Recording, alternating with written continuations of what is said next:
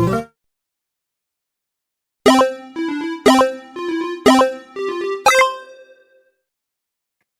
NFL Week 1 Best Bets edition of the Stephie Small Show on the Sports Gambling Podcast Network is brought to you by Underdog. Underdog's got a brand new offer for new customers. Play just $5 and get $50 in bonus funds when you sign up with code SMALLS.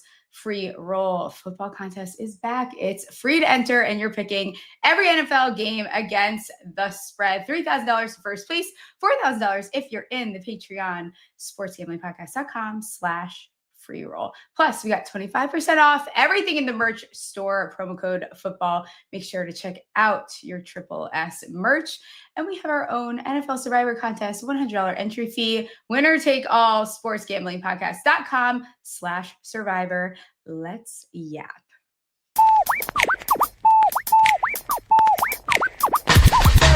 Stephie touch balls, betting it all on the power bottom falls, top drop the football. Like hooks they've been teasing, they missing the fall season. ACL twisted, bank account freezing, but Smalls cut the shots like some more reading. Leaderboard rising while the slot machine's ringing. She's slinging play stats like Nostradamus. $100 bills raining down upon us. I can't. I'm like still not used to that intro. Hi, it's week 1, everyone. This is fantastic. I'm so excited.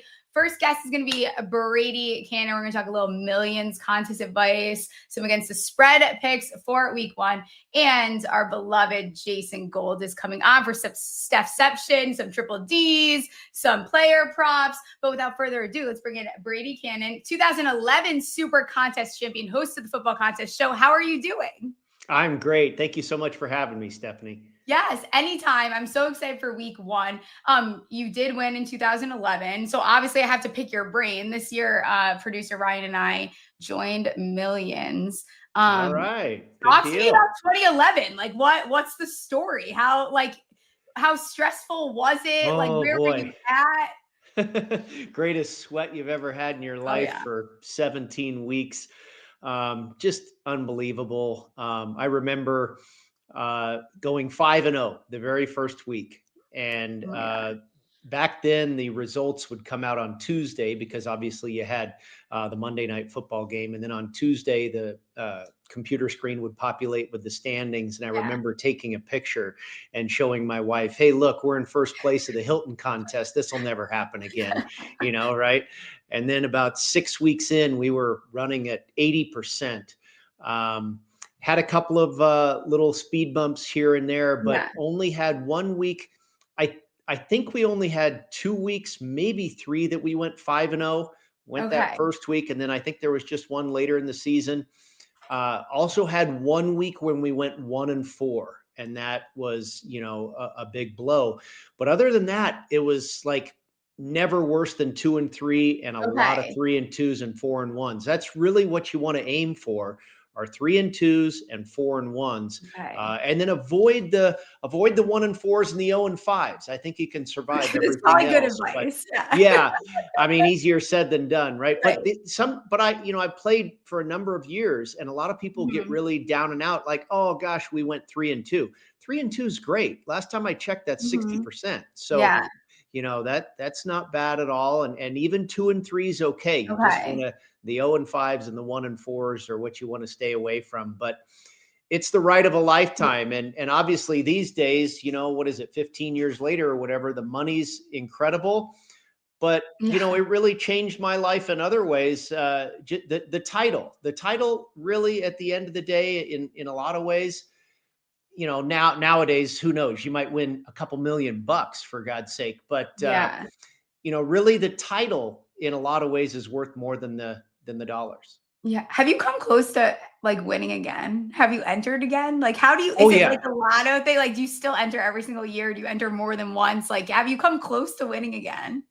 I have not come close to winning again. We've kind of just treaded water right around 500, maybe a few games over 5. Now we've had some chances where we'll be in the mix towards the end of the season, maybe in the top 30, the top 50. And, that's another thing about contest strategy, that when we won it back in 2011, especially after about Thanksgiving, we were pretty much in first place the entire time. So that's a different strategy there. But if you're trailing, you've got the consensus 5 picks, right? The top 5 Mhm. picks that are the most popular, that the Right. majority of the people are on. When you're trailing and you're trying to make up ground, you really want to try and avoid the consensus. You have to kind of take some rogue positions and try and go off the map a little bit to Yeah. separate yourself from the masses.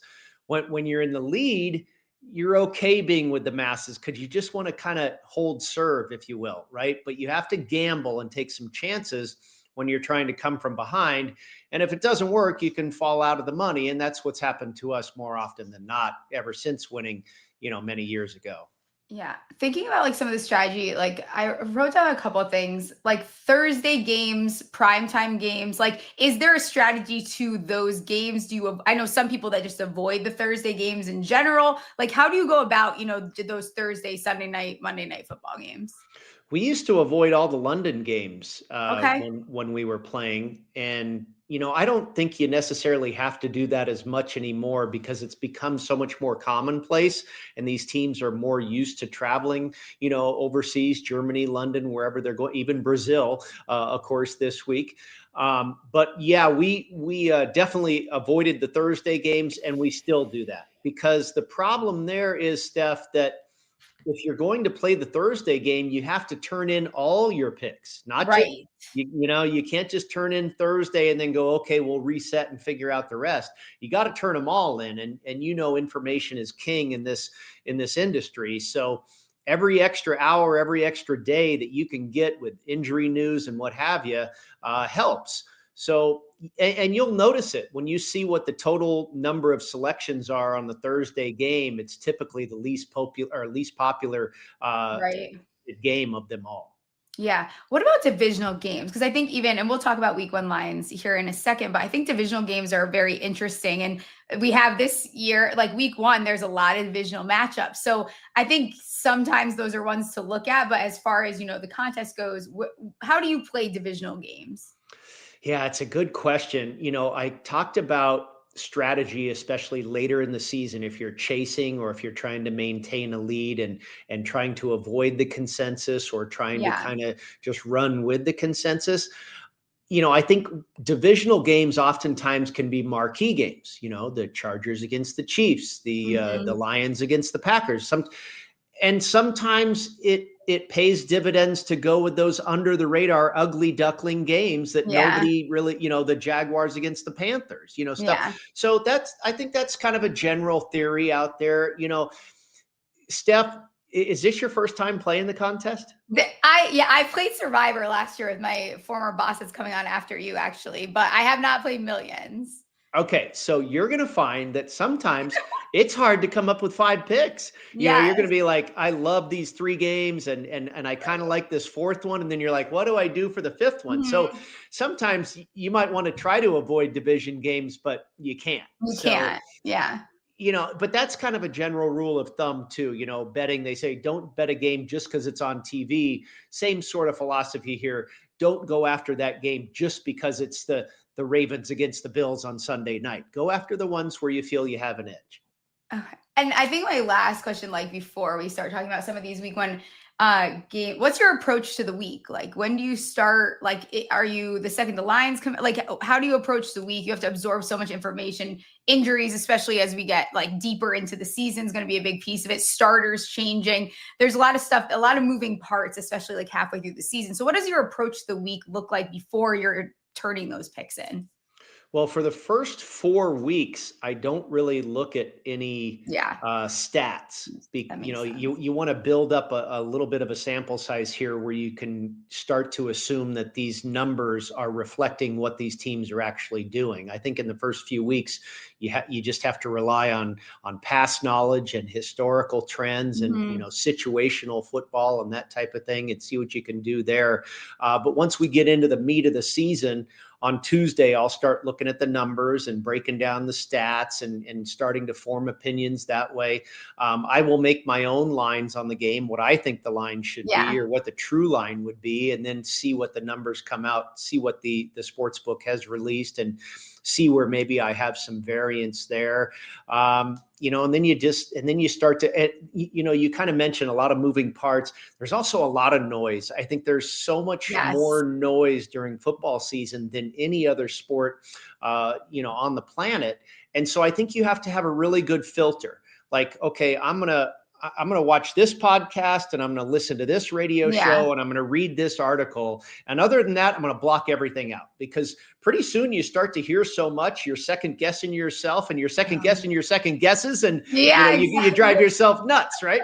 So and believe me, I've been doing this for a long, long time. And I pretty much tweak my approach every year. Generally, it's just what I described going through the process, but I'm always going to make little adjustments if I find that I've got a better way of going about this. Yeah, I think I've always been someone, I don't pay a lot of attention to coach speak. I think it's impossible to know where. I know they have all those, the coach speak index and this and that. And even like training camp, we see this change all the time. Like I think of Zamir White last year. He was supposed to be a huge piece of the Raiders offense and he wasn't. So I think there's so many things that can change within the matter of a day or is just straight up not true. So you have to kind of fade out some of that. Before we talk about some of these week 1 lines, we are brought to you by mybookie.ag. MyBookie is your place to bet on football and everything else. Their prop builder is second to none. Their motto is bet on anything, anywhere, anytime. Easy deposit and lightning fast payouts using crypto. And I'm going to give you guys one last chance. I was just listening to ESPN giving out some divisional stuff, some playoff stuff. I'm going to give you one last chance to take the Washington Commanders to miss the playoffs at plus 146. Head to mybookie.ag, promo code SMALLS for a 100% deposit bet back bonus up to $500 for new customers. That's mybookie.ag, promo code SMALLS. NFL is back on rhythm. Last season, rhythm was 76 and 66 ATS and 22 and 19 on overs and unders. They really shined on player props. One of those was Mr. Tyreek Hill. They were 13 and 5 on Tyreek Hill props with a 31% ROI. Rhythm also has MLB, WNBA, golf, as you guys know, and college football. Rhythm has introduced a leaderboard with weekly cash prizes just for tracking your bets in the app. Track 5 bets of the same type from any model you build, and you could win $1,000. Mention I'm supposed to not read that. Sean did the same thing today, and I wasn't going to do it, but I just did it. Get your 7-day free trial. One of the things that Rhythm likes that I also like is, and speaking of coach speak and all this nonsense, Najee Harris, I don't care what you guys say, over 21.5 rushing yards, minus 114, win probability at 86%. Rhythm predicts it at him to get 55.2 rushing yards. I think that's a little bit drama, but I still like the over 21.5 there for Mr. One-Eyed Najee. Go to sportsgamblingpodcast.com/rhythm. I did the same thing as Sean did this morning. That's so funny after I was making fun of him. All right, let's talk about some of these lines this week. When you looked at the board, was there one immediately you were like, that's got to be one that I would pick for the contest? Yeah, you know what? There really wasn't. I think this is hard. It seems like we say this every year, but I really don't. I think this year has, you just look at the numbers. There's a lot of 1 and 2 point spreads here, right? There's nothing 6. I mean, how many? What are we, 1, 2, maybe 3? Are there even 3 games? 4? Yeah, I guess 3 games where you have a point spread of a touchdown or greater. Everything else is like a field goal or less. That's pretty tough. And you have a lot of road favorites too, which is really hard, Steph. I mean, especially for Survivor, do you want to take a road favorite? You talked about divisional games. Do you want to do that in Survivor? Those get very difficult. This doesn't necessarily apply to contests, but I think from a betting standpoint, and here's another, let me preface it by saying this. The bets that you make at the counter, at the window, on your phone, whatever, aren't necessarily the same games you're betting in the contest.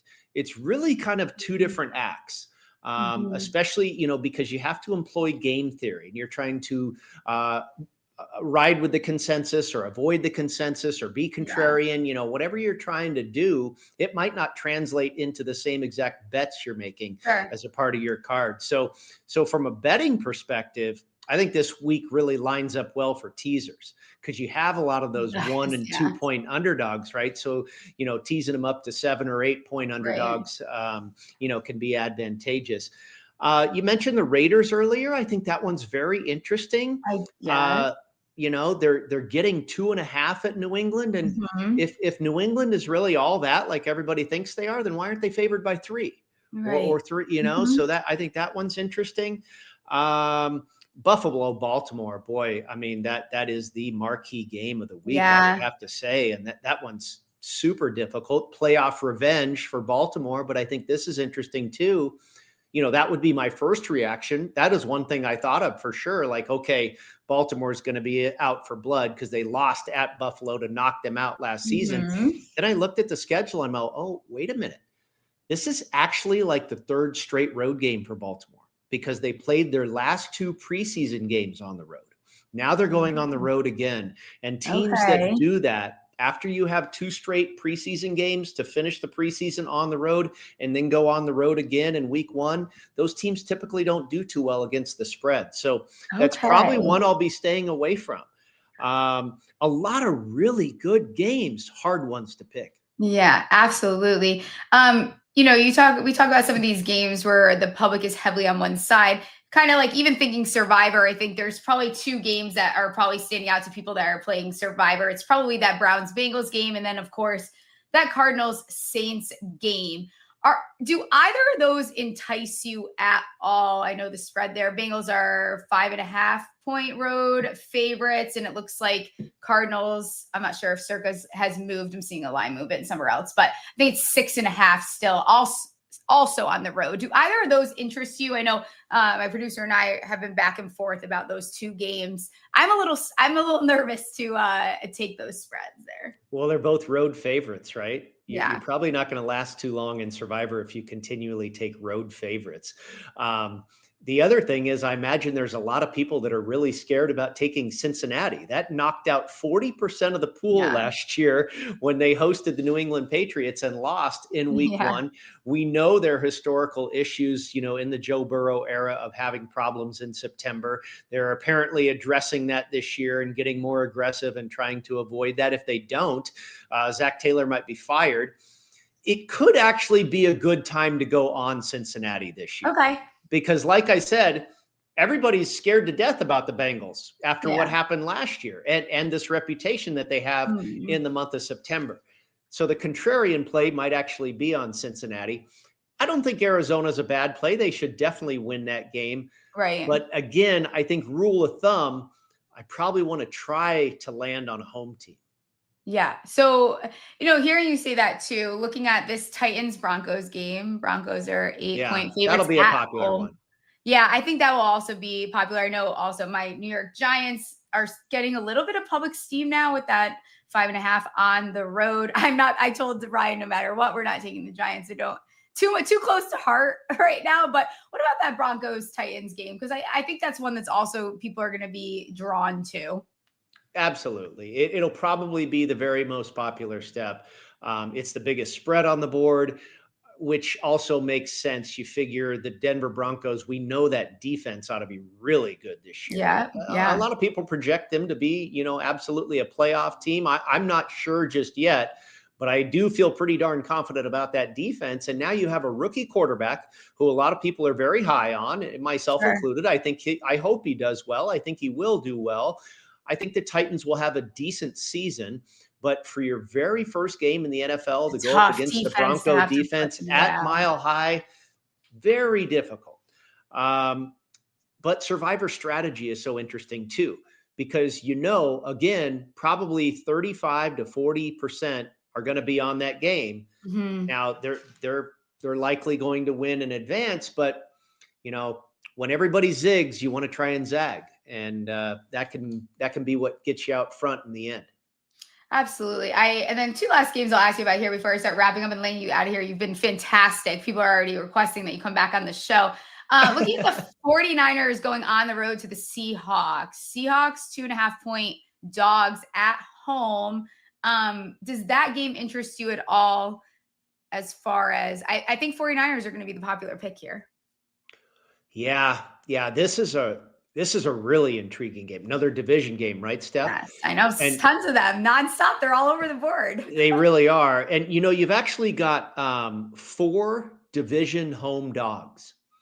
The Bears on Monday night, the Seahawks, the Falcons, and the Browns. And in week 1, division home dogs are very profitable. They typically get the cash more often than not. Now, the Seattle one scares me a little bit because the Niners have really had their way with the Seahawks in recent history. Yes. Now, what also, has me thinking Seattle could be a good play here is Clint Kubiak is the new offensive coordinator for the Seattle Seahawks, and he's worked with the Niners and Kyle Shanahan before.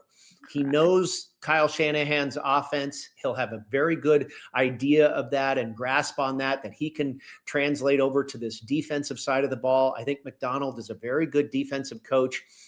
Here's another game where I love, just on a regular bet, I love teasing Seattle up to +8 or +8.5. Contest play, God, hard. Very, very hard. It's a tough one. If I had to, if you made me I'm making you play I'm this making against for the spread, the then I'd probably take the home dog. Yeah, I know. And I mean, even earlier on, I almost kind of like Seahawks just on the money line there. Sure. The other game and that's another great point you bring up. If you Yeah. like the underdog almost in any situation, put 75% of your bet on the underdog with the points and put 20 or 25% of your bet on the money line, because when teams cover the spread, they typically win outright. Yeah, absolutely. Last game I'll ask you about here. And I don't know why I'm so drawn to this game. Texans going on the road to the Los Angeles Rams. A lot of talk about Matthew Stafford, the left tackle was injured. He's playing. Didn't get a lot of preseason work there with, Devontae Adams. What's that going to look like? Their secondary is a little bit iffy. Texans defense has the potential to be very fantastic. Their secondary, I expect to take another leap this year. The O-line is going to be interesting against that front 7 versus the Rams. Rams -3. Anything there that you would touch? I like the Rams. Okay. We know Sean McVay is one of those guys that seems to care very little about the preseason. He doesn't have a great record in the preseason. Yeah. Conversely, he's 6-1 straight up and against the spread in season openers. So he does care about the regular season game 1, apparently, and has been very successful in that situation. He also is very familiar with DeMeco Ryans, the head coach of the Houston Texans, when he was defensive coordinator of a former division opponent, the San Francisco 49ers. So he knows how DeMeco Ryans likes to coach defense, what he likes to do on that side of the ball. I feel he's got the familiarity there.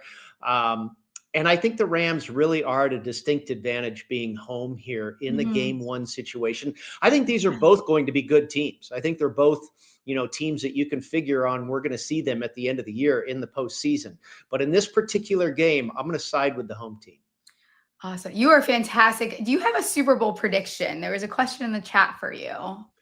Yeah, you see so many of these, and it's really a crapshoot bet, right? Yeah, but I did a little bit of research, and I came up with the Bills and the 49ers. And I know the Bills are really popular, and for good reason. They're certainly one of the best teams in all of football, and of course the AFC. Are the Chiefs going to get there again? I kind of doubt it. The Super Bowl loser typically does not have a great follow-up season. Who else? Is it the Chargers? I don't think so. Ravens, they haven't been able to get over that. I really think it could be the Bills' year. Okay. And then I think the 49ers, there's a lot of people doubting this team, but I really don't think it's as bad as it looks. They've suffered a lot of injuries in the preseason, but all these guys are basically healthy at this point. They'll get Ayuk back in week 6 or something like that. I think Ricky Pearsall is going to be very, very good. I think Brock Purdy is very, very good. And oh, by the way, they have the easiest schedule in the entire darn league. It's very, very, very easy. So, give me the Bills and the Niners, and I actually bet it to have those two teams represent at 40-1. We'll see if it hits. So fantastic. You are fantastic. Let everyone know where they can find you. We'll have to get you back on. This is a great information. It's going to be hard. You've added a whole nother layer to it now. So it'll take Yeah, right. Have I confused you enough, Steph? You're really ready to dive into this thing? You're lovely. Let everyone know where they can find you, Brady. You can find me on Twitter at Las Vegas Golfer. And thank you so much for stumbling across me. It's been a pleasure to be on your show. At Las Vegas Golfer on Twitter. I write for golf.com. I'm on CBS Sportsline doing football and golf over there. And of course, you can find me on air at Sports Grid. That's great. We'll have to get you on for golf season as well, because it's the only other sport that I cover. Awesome. All right. You've been fantastic, Brady. Good luck this week. I appreciate you very much. Thanks so much, Steph. Yeah.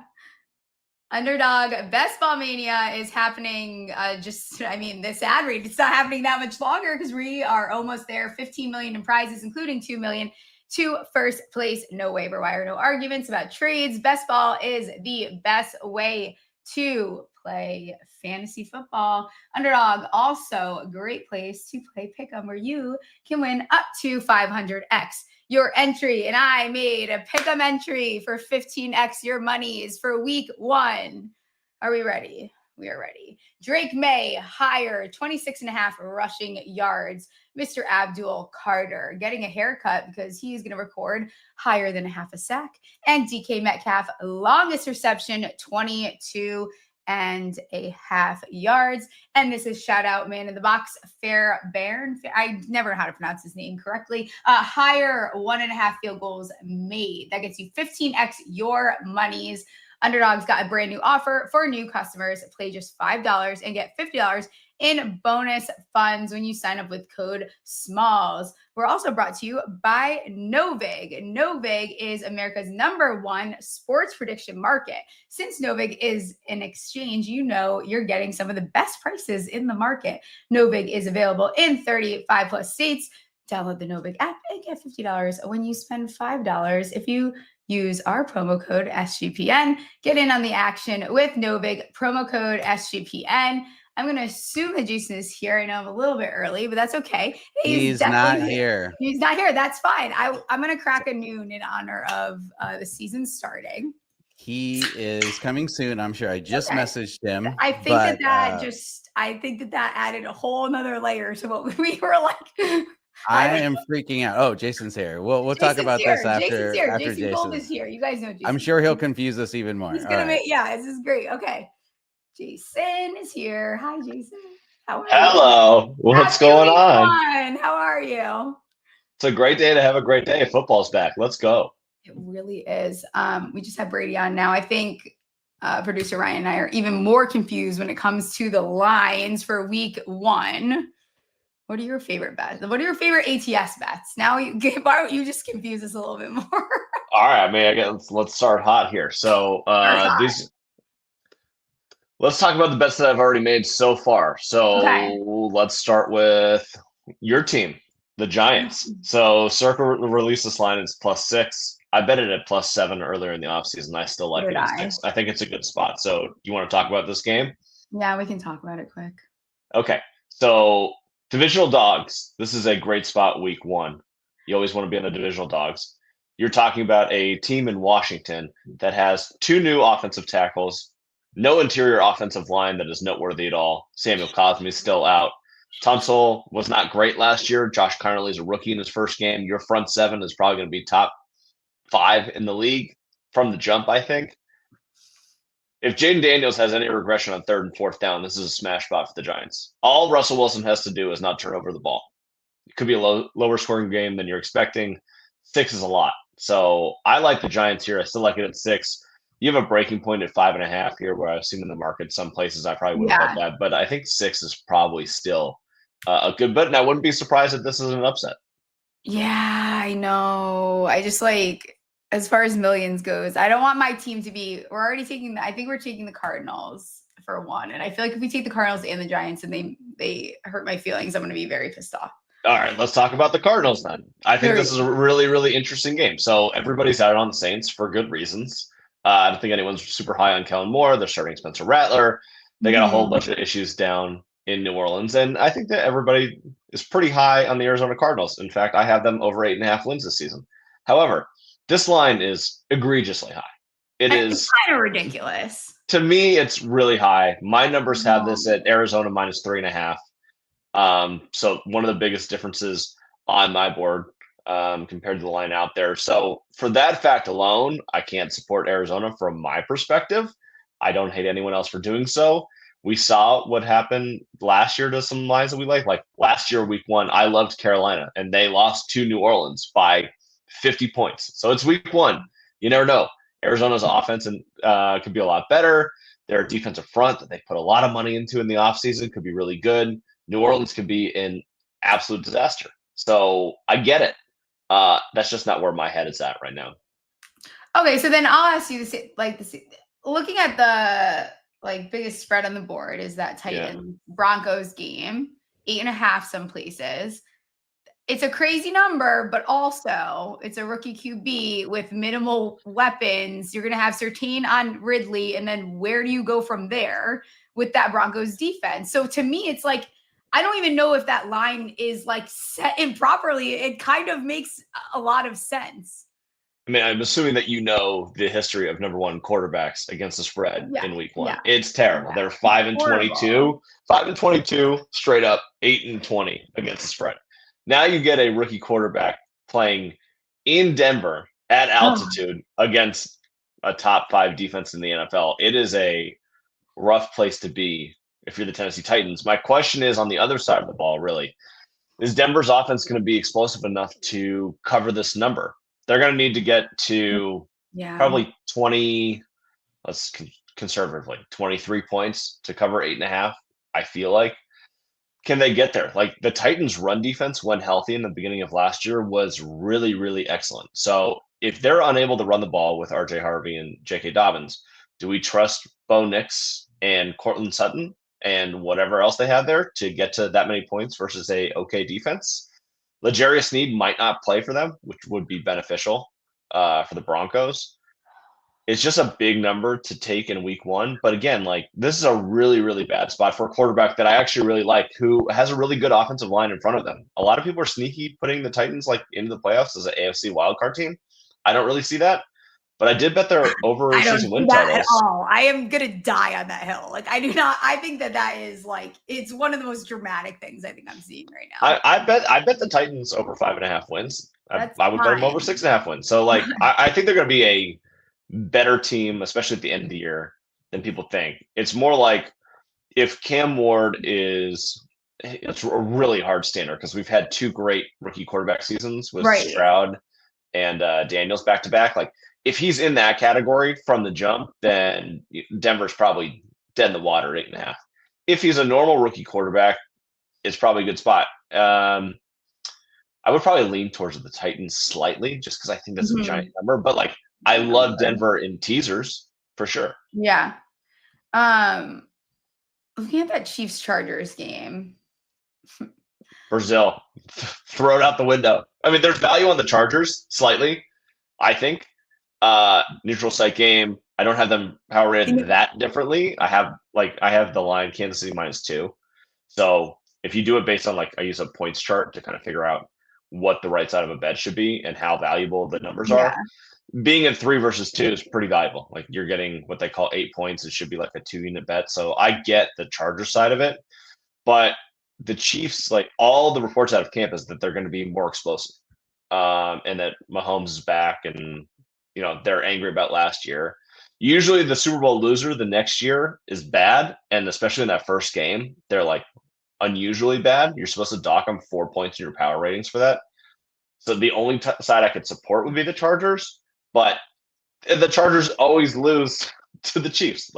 They're 1-7 in their last 8, but the average differential is 5 points. They cover the spread a bunch.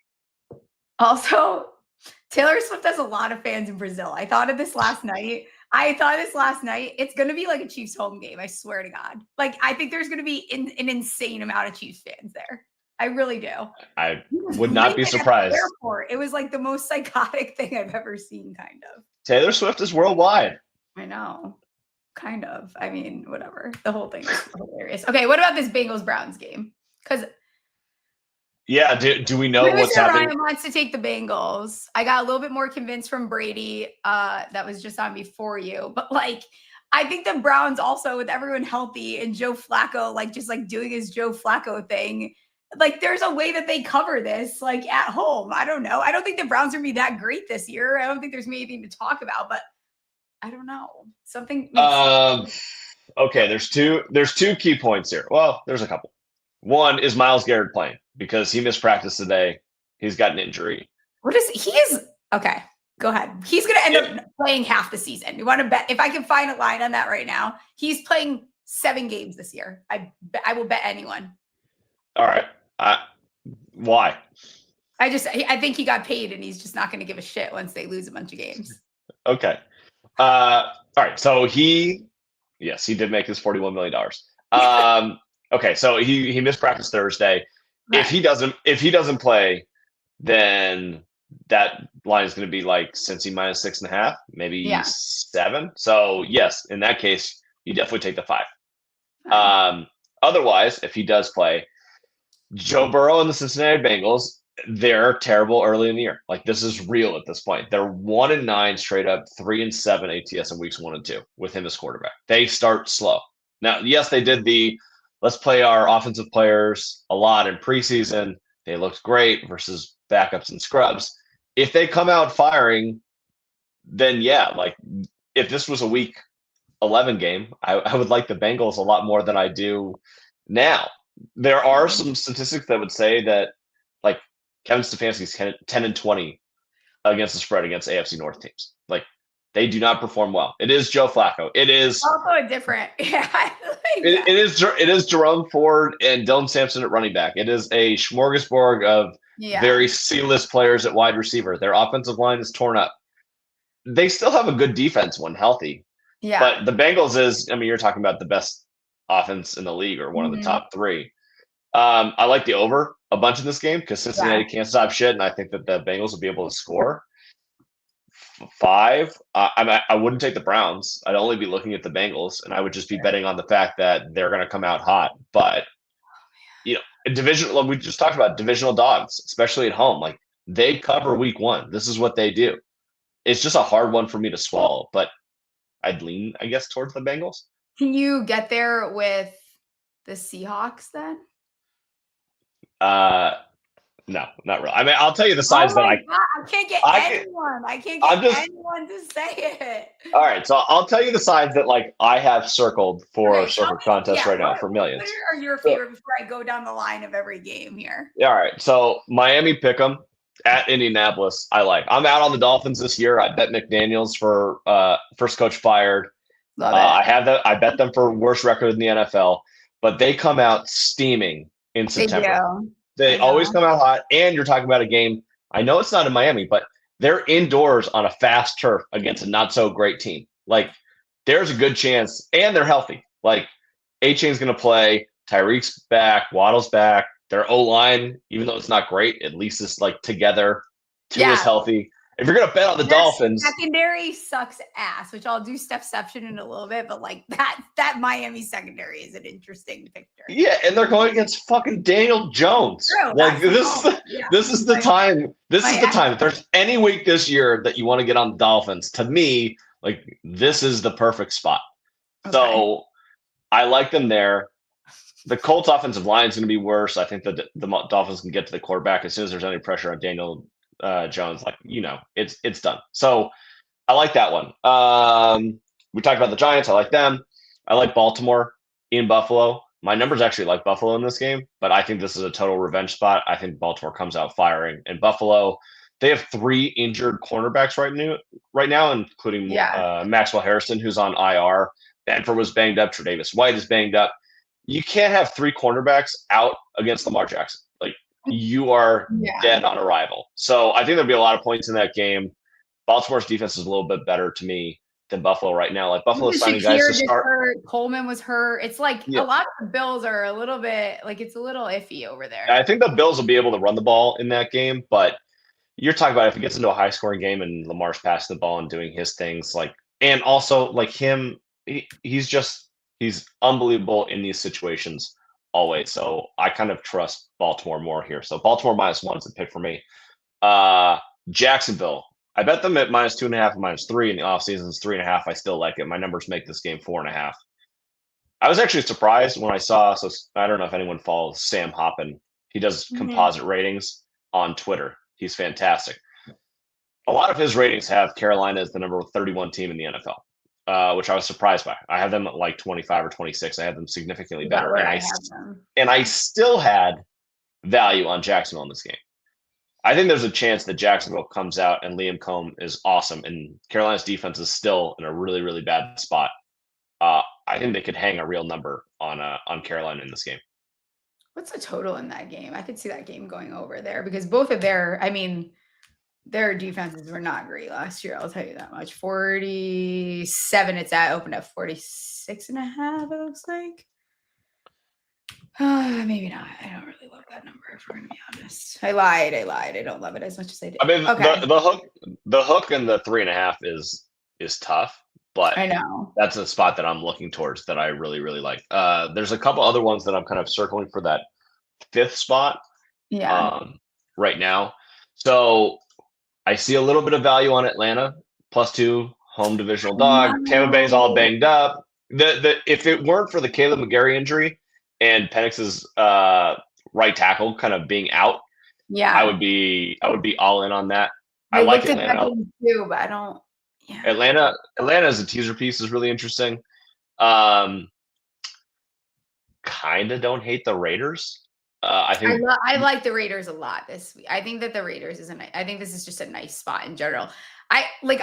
It's so interesting. The Patriots are one of those teams that when the preseason pods started and shows started, kind of like the 49ers as well. Like those were 2 teams I was very, very high on. And as we got closer to the season, I started trending in a direct, not that I'm low on them. I'm just not as high as I was to start. But I think the Patriots are maybe getting definitely a little, now the hype is getting a little bit out of control. Even I was watching ESPN, there's multiple people that have them as a wild card piece, which to me is that's fine. But your reasoning is not great at all. Their season win total 8.5 was one of the more jarring things that I've seen this offseason. Yeah, they're ridiculous. What are we doing now? So I think the Raiders can come out and make some noise. I saw Gonzalez was on the IR. I don't know what his deal is. He's going to be out for this game. It seems like. Yeah, I think Max Crosby can have Drake May in hell. I think I'll say it a little bit later. I said in the underdog piece, I like his rushing yards because he'll probably take off quite a few times during this game. But there's not a lot of certainty in what who is getting the targets on the team, what that looks like.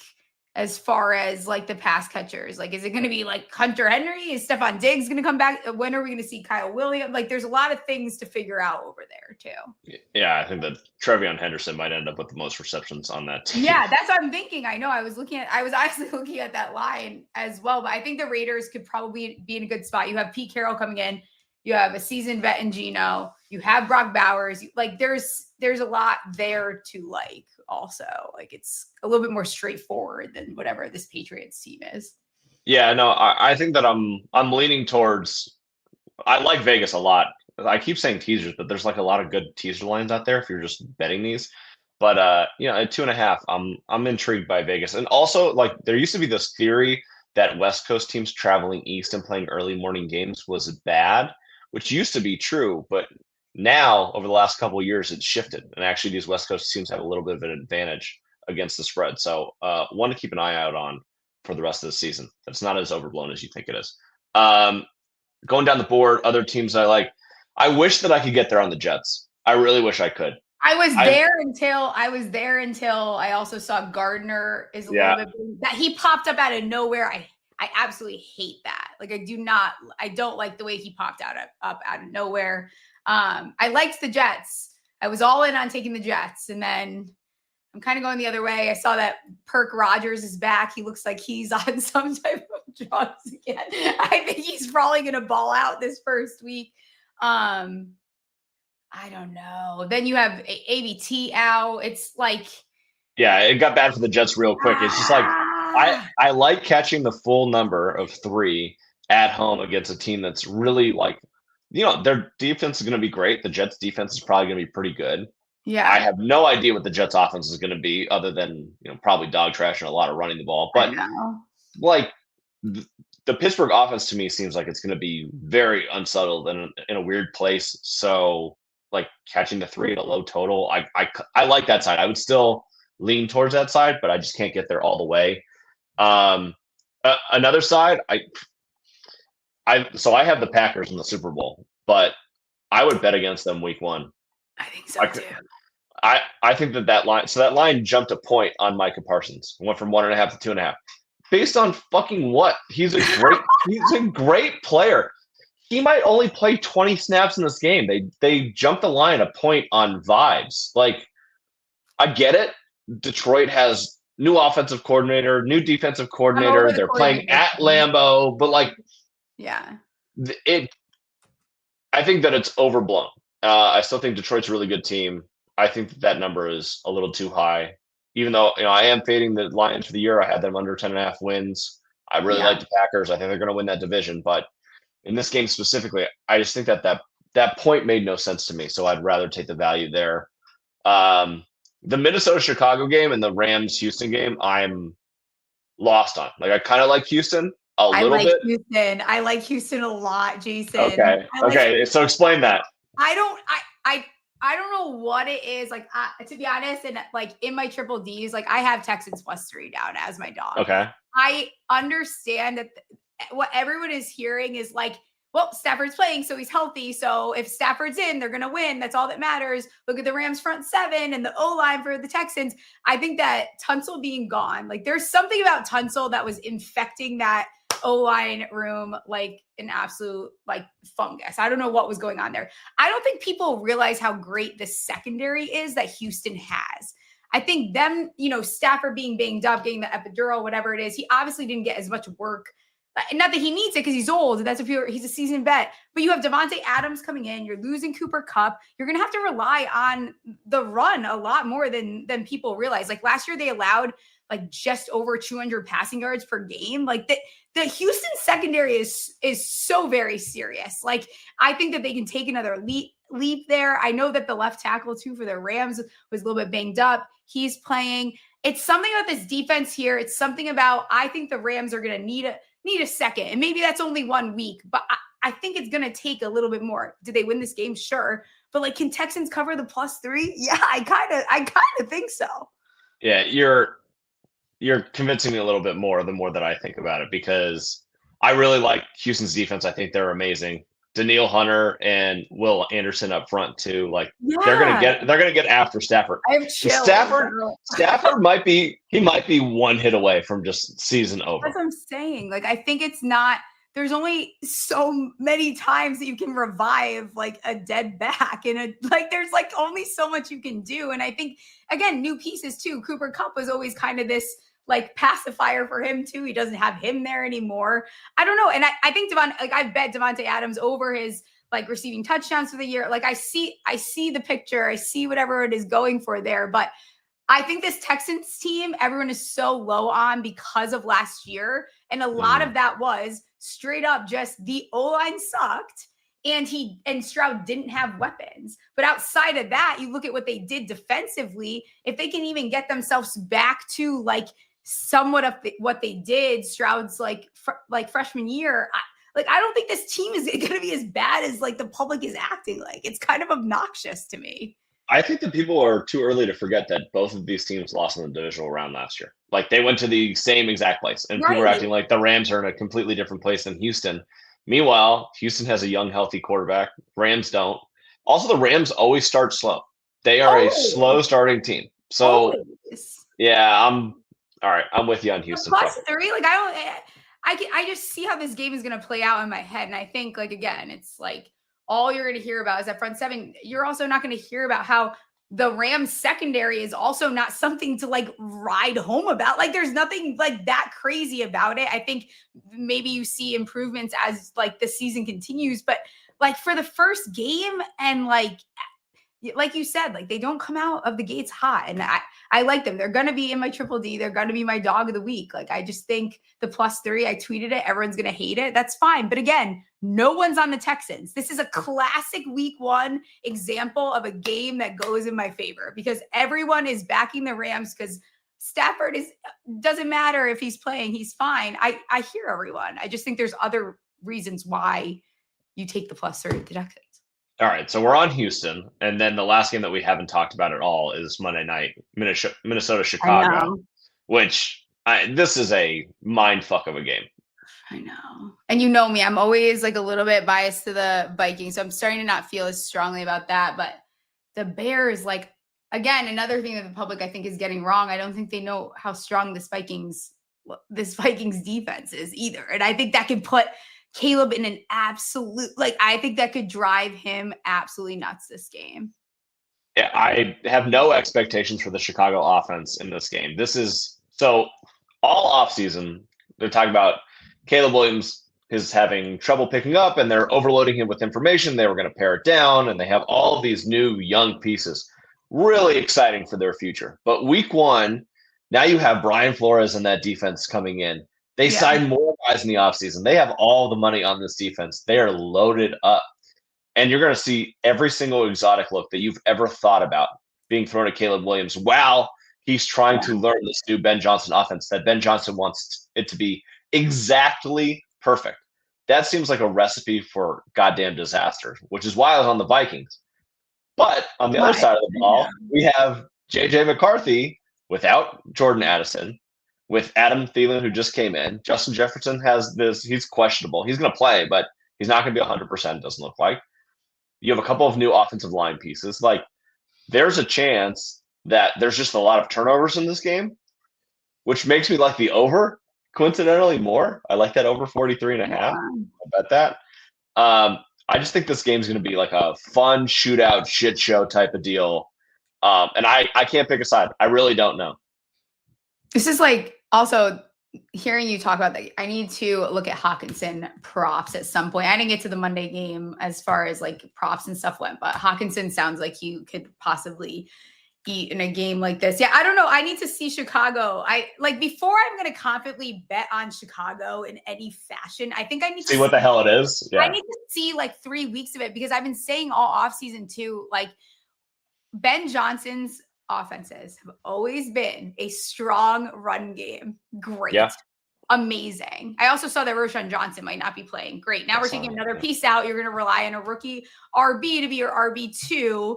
His foundation is DeAndre Swift and now a rookie RB going into week. Like, something about it is icky. Like, it's not going to operate the same way as having, like, I know that he knows Swift and that's what everyone's like defense will be to that. But I need to see how that works. They have so many pieces too. Yeah, it's going to be interesting. That's probably the game that I'm like most interested in seeing what it is because I don't know what any of it's going to look like. I think no matter what it is, those teams split. Like, I don't think the Bears go to Minnesota and beat them is the thing.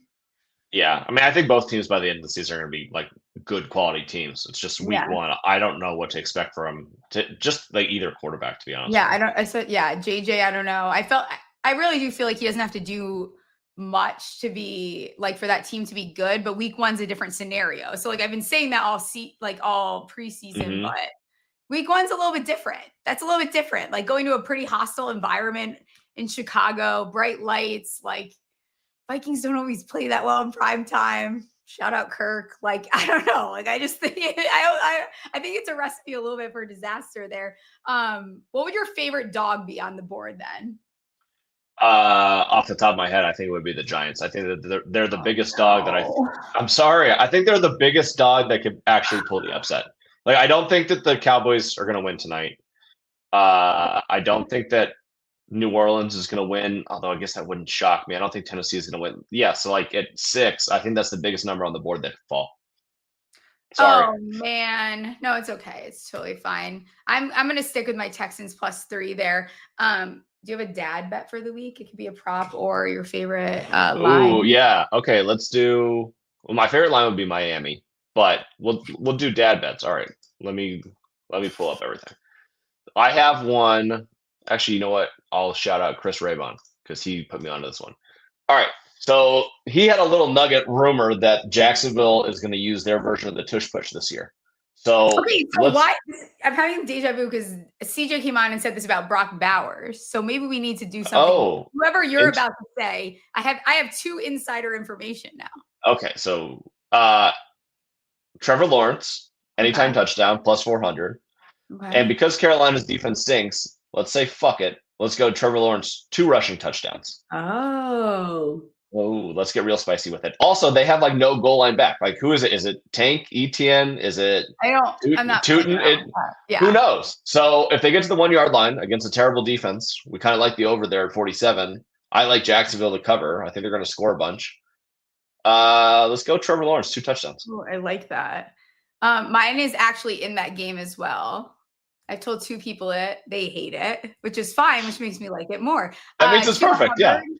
Chuba Hubbard over 7.5 receiving yards, minus 115. Very casual. Don't worry. Wait till you hear my dumb fuck bet. Last season, Jacksonville allowed like the second most.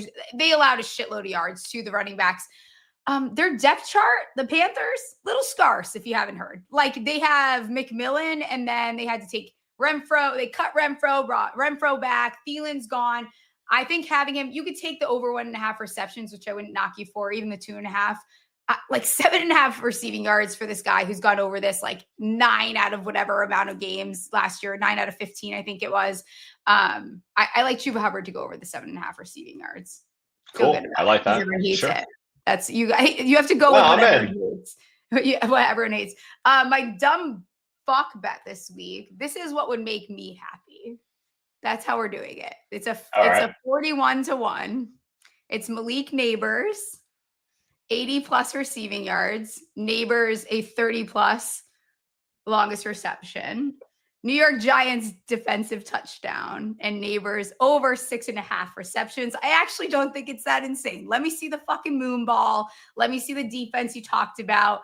I'm not worried about Lattimore or Trey Amos, whoever this would make me happy. That's how I'm happy with week 1.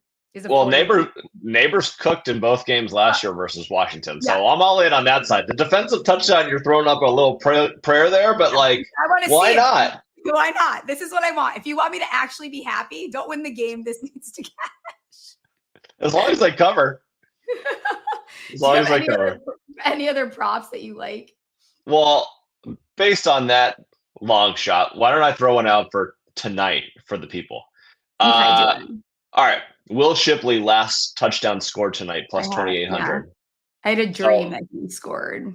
So let's just operate under the theory that Eagles get up a bunch. They're going to take a workload off of Saquon. Like they're not giving him 4th quarter carries if they're up 3 scores.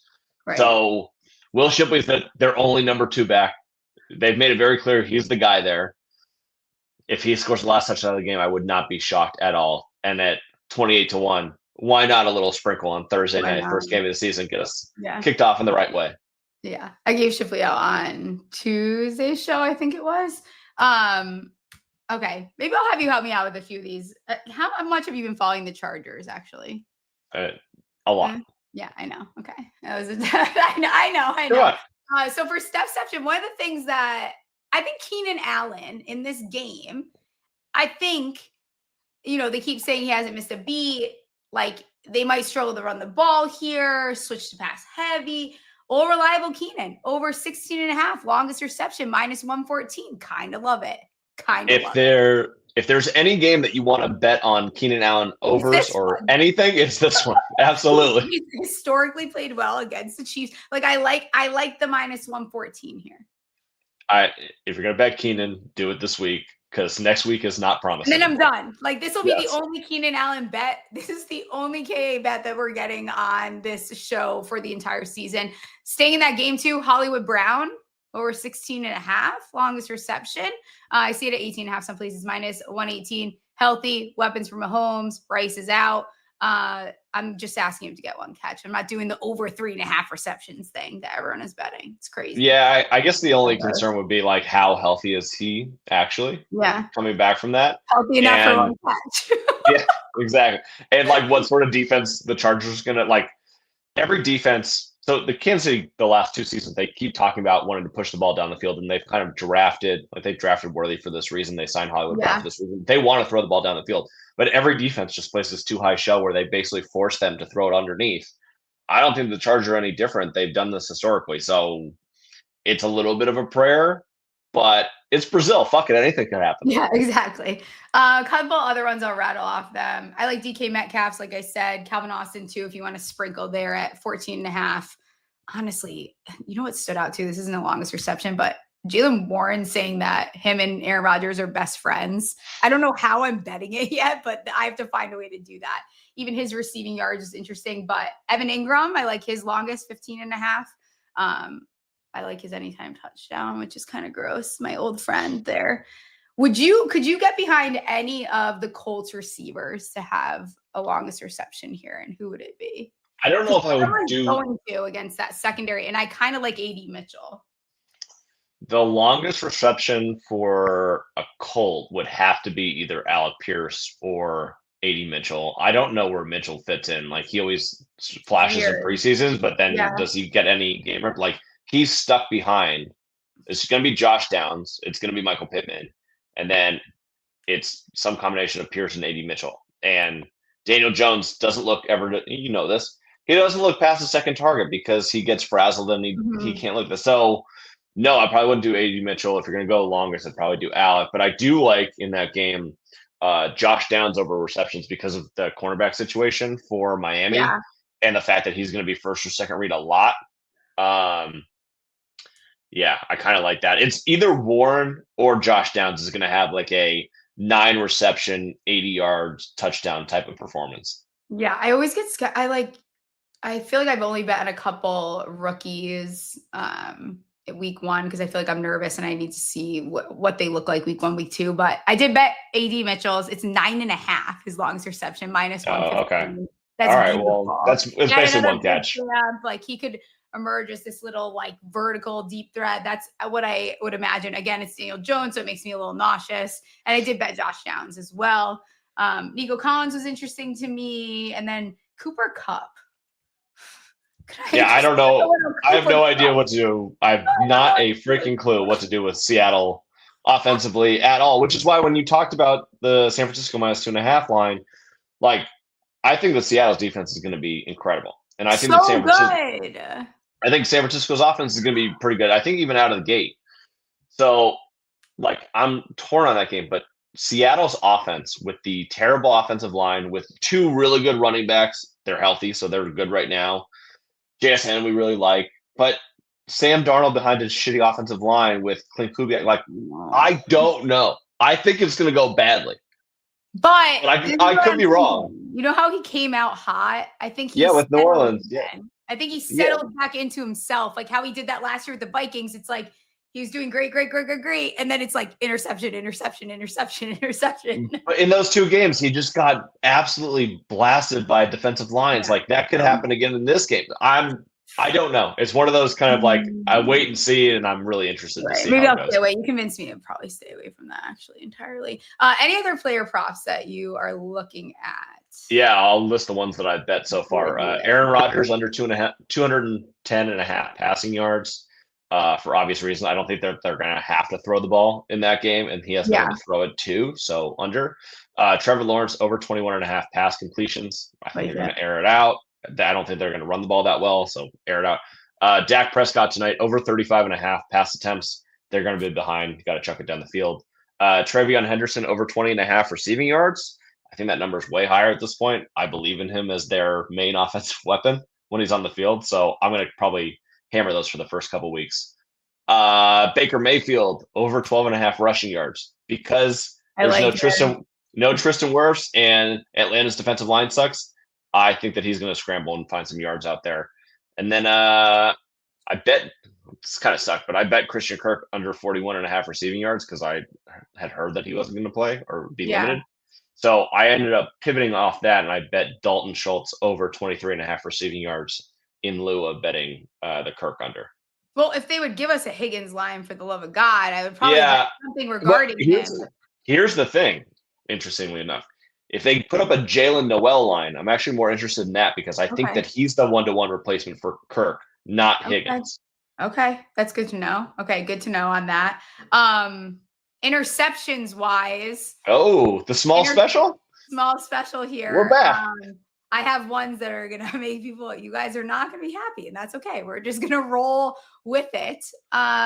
Starting off with Baker, actually. Baker threw a lot of interceptions. Jesse Bates was an absolute ball hawk last year. Tied the league last year, 16 interceptions. I like the -110 there on Baker for a guy that just threw 16 last season, tied with Kirk Cousins. Stafford, listen, I know he didn't throw a lot last year. I hear everyone. But again, I'm going to follow up with my Texans secondary being fantastic. They have Stingley and Bullock, who were 6 in defensive interceptions, like tied together there. Absolutely fantastic. Stafford's back. Texans secondary is good, -115. Also, that line is not going to be there very long. I promise you that. Brock Purdy +100. I think, again, Seahawks defense underrated here. I think adding Amanda Ware is really fun too. They can play these three safety spots here. I like to see what McDowell does. Like looking at their last final 8 games, number 6 in defensive EPA. Like there's a lot to like there with what they can do. And then Jordan Love +105. Those are the ones I landed on. Yeah, I landed there. I think they wouldn't be the ones that everyone goes to. You're hearing Daniel Jones and the usual suspects there, but those would be the interceptions that I like. You can't go wrong with the small specials. No, you can't. You absolutely can't. Other things I bet before we start wrapping up and get out of here. Won't list everything. Jonathan Taylor over Russia Temps. Theo Johnson, 2.5 receptions, +112, and his anytime touchdown there. I think by the end of the year, he's second in targets for the New York Giants. Kamara over 4.5 receptions. I'm being a brat about Najee. I refuse to believe he's just not going to be involved. I love that for the fantasy community. I just don't think it's going to end the way that everyone thinks. Juwan Johnson, Kellen Moore loves a lot of 11 personnel. His longest reception is 13.5. He's going to be on the field. He just got an extension. And then I think that's about it. Everything else I can post on Twitter there. Anything else for this week or this season that you want to get off your chest before we wrap up? Oh my God, hot takes that I have for the season. Yeah. Let's go to preseason bets. I just need to make sure that I have this dialed up. All right, I'll share. I think you got an hour to place the bet. So Miami under 7.5. McDaniel's first one fired. Worst record Dolphins. Raiders under 7.5. I like what they've done, but that division's way too tough.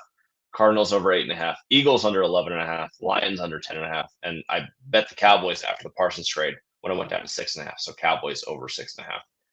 Hot takes would be Bills versus Packers in the Super Bowl. I don't know how hot that is, but that's what I have right now. MVP, I like Jordan Love. Defensive Player of the Year, Jalen Carter. So those would be some bets that I would make. I like it. I'm trying to think if I have anything else to add. I think that's it. When are you going to come back on? We got to get you back on soon. You know what I'm thinking I want to bet? Vikings first half on Monday. Ooh, okay. Yeah. Thinking Vikings first half. That just popped out. And maybe Swift rush attempts. Yeah. That's it. I think that's all I got. That's all she wrote. I'll probably add some more on Twitter. Ray Davis, anytime touchdown. Kolar, anytime touchdown. I think I've given out a bunch of these already on the show. Let people know where they can find you, and I'll let you get out of here. You've only confused me a little bit more, so me and Ryan are going to have a lot to discuss. Yeah, I can't wait to hear what your 5 picks for millions are. You can find me on Twitter at JasonGold24. I miss you, Jason. Come back on soon. All right. Anytime. Thanks. See ya. All right. You just threw out so many bets. I'm confused. What were your 3D? What were your triple Ds? Well, listen, it didn't say as structured as normal. So it's never going to be as structured when Jason comes on because there's a lot to discuss, a lot to get out. All right. Yeah. I have no idea what just happened. Ready? You want me to run it back? I will. Yeah, please. Okay. My dad bet is Chuba Hubbard over 7.5 receiving yards, -115. Dog is Texans +3. And my dumb fuck bet is 40-88 plus 40-88, basically 41-1. Neighbors 80+ receiving yards. Neighbors 30+ longest reception. New York Giants defensive touchdown. neighbors. That's right. All right. 6.5 reception. Wow. Very, very strong, Yeah. very heavy Giants dumb fuck bet. I like Well, it. it's All because right. it's week 1. This is what would make me happy. That dumb Yeah. fuck is me this time. It's not just Yes. you guys. All right. No, I like that. Those are good bets. I was actively betting. I actually was betting those while you were talking, and then there were so many bets I couldn't. There's keep so up. much going on. But I like those. I like A those. lot going on. I got to bet Trevor Lawrence to score a touchdown when we jump off I here. bet that. Yeah, I bet that. I 400. I like that. We are fucked when it comes to millions because I feel like the two of them just confused me even more. So yeah, I feel like we have way too much information. Yeah, I think we should stick with what we know. We were already warned about that when we were in Vegas. Raiders, like, Chiefs Raiders, not changing. Chiefs Raiders. All right. Despite Cardinals. the fact they're in Brazil, right? I don't care. We're gonna say fuck it. Fuck gonna it. go with Chiefs.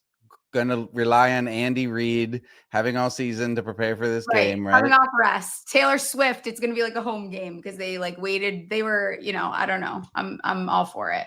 He kind of swayed me a little bit towards the Bengals, but unfortunately, we're still not taking the Giants, although I think it's probably the right pick. Okay. Yeah. Well, I have come around more on the Giants, but I know you're against that. But I did just find I want to just throw this out there, kind of not in favor of the Bengals now that I already tried to talk you into them. Divisional home underdogs are 23-6 against the spread since 2009.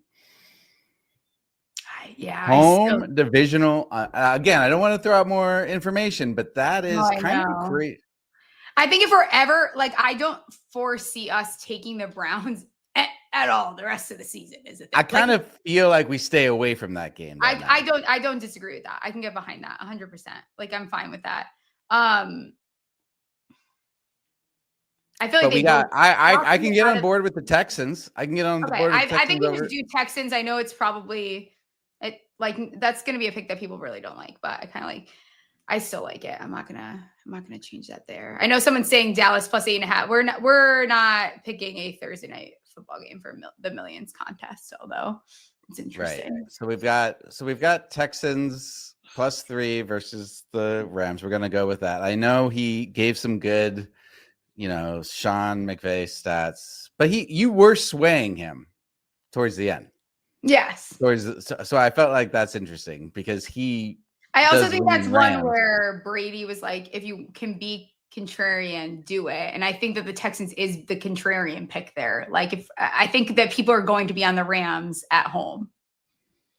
All right. Then we got Raiders and we got Chiefs. Okay. So we need to pick 2 more.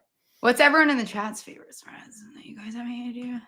I liked the Seahawks, but then they kind of both made me hate it. Well, the Seahawks goes to that home underdog play that I just listed. So that's makes it interesting. Did the Steelers Jets line move at Circa? Is it 3 or is it 2.5? I know all the trends are against Steelers here, but did you see Perk? Did you see Perk Rogers? He's definitely back on something, and I'm kind of fucking in. I'm kind of fucking in on the Steelers again. I know I was not that positive. I'm saying I brought that up before. I'm kind of into it. God, why is this low? This login's not. And I don't hate the Dolphins. I know you brought that up earlier. I think I could do it. Yeah, I do like the Dolphins. Okay, I'm finding. Okay, so it's Steelers -3. That's the line you were asking about, right? Yeah. Trevor, you want me to take the Jets? I can't take the Jets with ABT out. It's hard for me. I was there. I was totally there until Sauce Gardner and ABT. You think you'll be cheek. See, guys, there's too much information. You're right. Maybe we'll have to surprise everyone with what our last 2 picks are. Are we leaning Chiefs -3? Are we leaning Dolphins pick'em? Yes, I am definitely headed towards the Dolphins pick'em thing, but knowing my luck, my ex will tear it up.